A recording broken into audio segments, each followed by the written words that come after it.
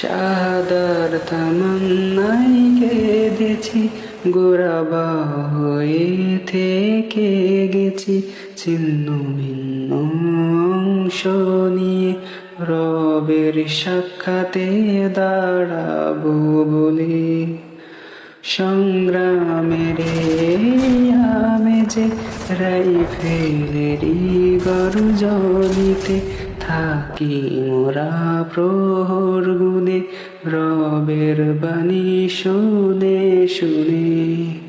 ক্লান্ত মন হয়েছে বেদার, সবর সাবাতেই রবের দিদার।